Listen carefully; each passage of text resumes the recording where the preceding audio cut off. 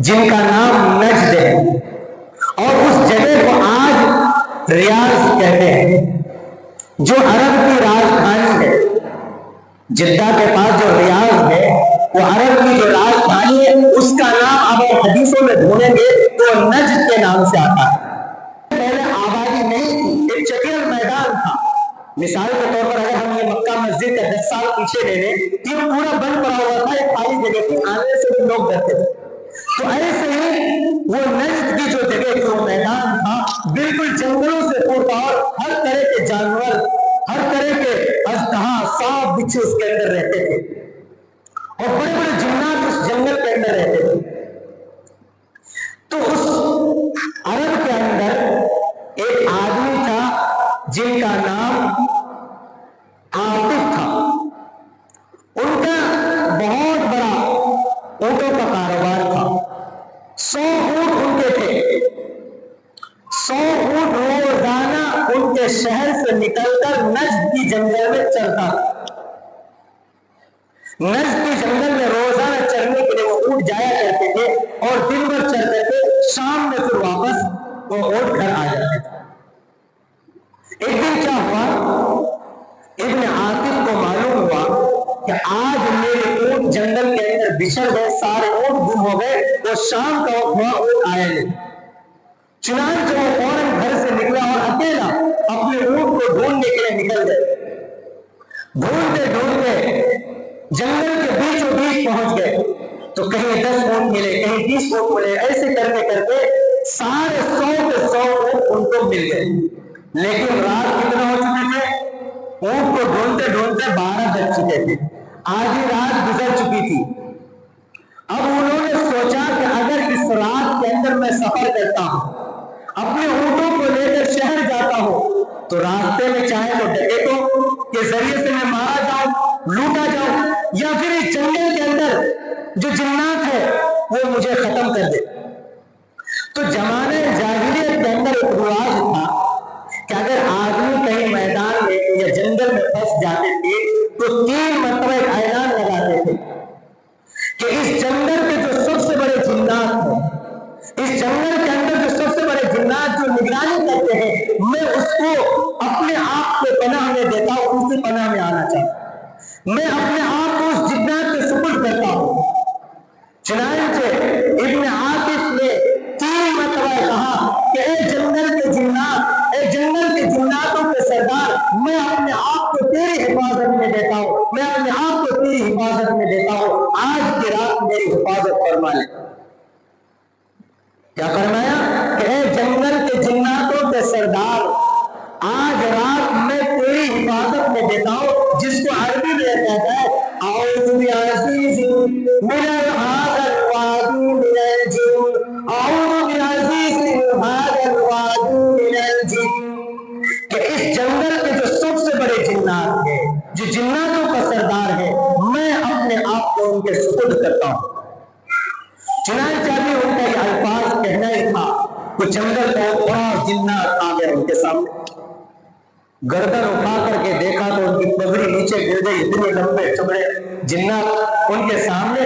کہا کہ بھائی میں نے تو اپنے آپ کو تیری حفاظت میں دینے کا وعدہ کیا، ملاقات کے لیے نہیں بلایا، ملاقات کے لیے آ گیا، میں اپنے آپ کو تیری حفاظت میں دے رہا ہوں، لیکن تو ملاقات کے لیے، ہمیں ملاقات کے لیے نہیں بلایا۔ ڈر سے ان کی ہوا خراب، اور جنات نے درجدار آواز میں کہا کہ ہاں میں تیرے سامنے آیا اور تجھے سبق سکھانے کے لیے آیا۔ جب یہ کہا کہ میں تجھے سبق سکھانے کے لیے آیا، ان کی تو اور زیادہ ہوا خراب ہو گئی، ارے سبق سکھایا، مجھے ایک پٹن دے رہا، ایک ہی پٹن دے رہا تو میں تو ختم ہو جاؤں۔ اتنے لمبے تگڑے جنات اور اتنے بھاری بھرکم، اگر ایک ہاتھ مار دو تو میری نام و نشان مٹ جائے گا میرا۔ تو ابن عاطف نے کہا کہ بھائی مجھے معاف کر دیجئے، آپ مجھے کیوں سبق سکھانا چاہتے ہیں؟ کہا میں اس لیے سبق سکھانا چاہتا ہوں کہ تو نے یہ جو جملہ کہا کہ اس جنگل کے جو سب سے بڑے جنات ہیں، میں اپنے آپ کو ان کی حفاظت میں چاہتا ہوں، یہ غلط کہا تم نے، بلکہ میری حفاظت میں نہیں، اس رب کی حفاظت میں جو رب مجھے بھی پیدا کیا اور تمہیں بھی پیدا کیا۔ اے انسان، اے ابن عاطف، تو میری حفاظت میں کیوں دے رہا ہے؟ بلکہ اس رب کی حفاظت میں دے دے جس رب نے مجھے پیدا کیا اور تجھے بھی پیدا کیا۔ کہا کہ اس رب کو میں کیا پہچانوں؟ تو انہوں نے کتنے پیارے انداز میں قرآن کریم کی تلاوت کر کے ابن عاطف کو اپنی طرف مائل کیا، فرمایا کہ وہ رب وہ ہے جس کو قرآن نے بیان کیا ہے۔ قرآن کو طاقت بتاتا ہے کہ میرا رب کتنا طاقتور ہے۔ قرآن کا جو آیت کریمہ کے 3 آیت کریمہ جنات، جن کا نام عمرو بن الصال، کیا نام تھا جنات کا؟ عمرو بن الاقصال، اس جنات کا نام تھا۔ انہوں نے قرآن کریم کی تلاوت شروع کر دی، واللہ الذی لا الہ الا هو عالم الغیب والشہادہ هو الرحمن الرحیم، واللہ الذی لا الہ الا هو الملک القدوس السلام المؤمن المؤمن العزیز الجبار المتکبر الخالق البارئ المصور۔ جنات نے کہا تم میری حفاظت میں کیوں دیتا ہے؟ بلکہ اس رب کی حفاظت میں دے دے جو جنات کا بھی مالک ہے، تیرا بھی مالک ہے، زمین و آسمان کا بھی مالک ہے۔ تو ابن عاطف کو تھوڑی سی ہمت آئی، کہا جنات سن لے، میں بھی اس رب کی حفاظت میں دیتا ہوں، میں تجھے چھوڑ رہا ہوں۔ آج سے جس کی تلاوت تم نے میرے سامنے کی، جو آیت کریمہ میرے سامنے تلاوت کی، میں اس رب کی حفاظت میں اپنے آپ کو دیتا ہوں، لیکن مجھے اس رب کا پتہ کیسے چلے؟ کہا کہ فوراً یہ نجد سے ایک اونٹ لے اور سیدھا مدینہ المنورہ روانہ ہو جائے، اور وہاں ایک شخص ہے جن کا نام محمد ہے، ان کے ہاتھ پر جا کر اسلام قبول کر لے، وہی تمہیں اس رب کی صحیح حقیقت بتا سکتا ہے، جاؤ اس کے پاس چلا۔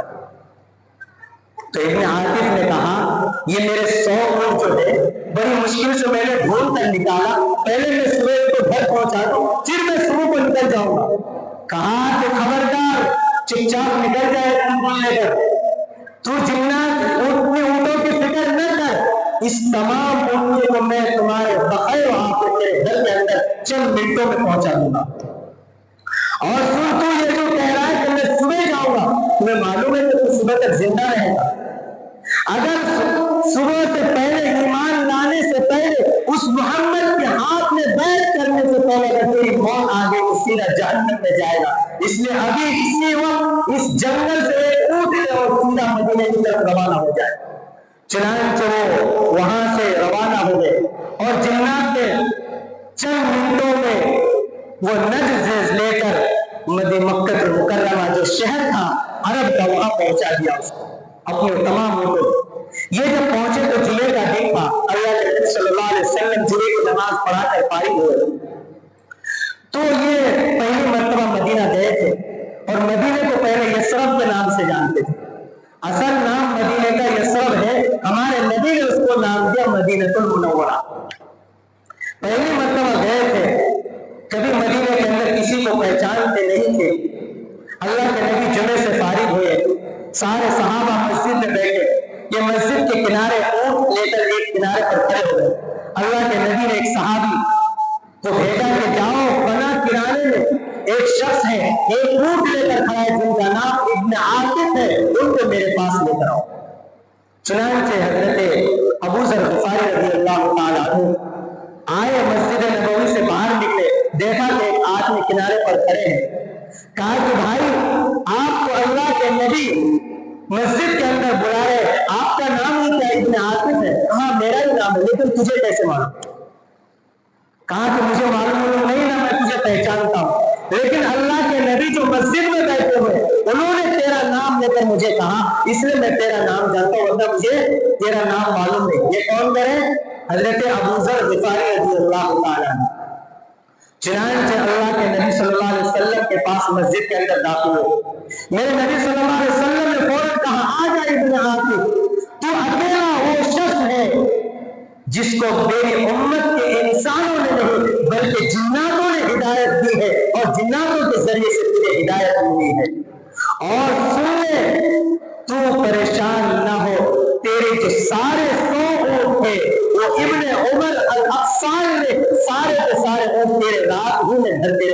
چاہیے. تو ابن عاطف کہا کہ مجھے اس بات سے بڑا تعجب ہوا کہ میرا نام بھی میرے نبی جانتے ہیں، اور اس اونٹ کا واقعہ بھی جب کہ میں ابھی ذکر بھی لکھا ان کو بھی معلوم ہے کہ سارے کے سارے اونٹ میرے مدینہ المنورہ میں پہنچا دیے. چنانچہ وہ فرماتے ہیں کہ میرے نبی کی محبت میرے دل کے اندر بھر کر گئی، اور میں نبی کی محبت میں ایسا دیوانہ ہوا کہ سب کچھ بھول گیا، اور اللہ کے نبی صلی اللہ علیہ وسلم کے ہاتھ پر کلمہ پڑھا، اشہد ان لا الہ الا اللہ واشہد ان محمد رسول اللہ، پڑھ کر میں مسلمان ہوا. تو میرے نبی نے میرے ہاتھ کو پکڑ کر کہا، اے ابن عاطف، تو اگر ایمان لے کر آ گیا، اب اگر اسی طرح تو محبت کرتا رہے گا میرے سے جب تک تیری موت نہ آئے، تو کل قیامت کے دن میں اپنے پاس کھڑا کر کے اپنے نزدیک بٹھا کر کے تجھے میں جنت میں لے جاؤں گا. تو ابن عاطف نے کہا کہ اللہ کے نبی کیا یہ معاملہ صرف میرے ہی ساتھ ہوگا؟ کہا کہ نہیں، قیامت تک جتنے آنے والے میری امت ہوں گے، جو بھی مجھ پر ایمان لائے گا اور مجھ سے محبت کرے گا، کل قیامت کے دن وہ جنت میں میرا قریب ہوگا، میرے ساتھی ہوگا. اس لیے میرے دوستوں کہ ہم نبی سے سچی محبت کریں گے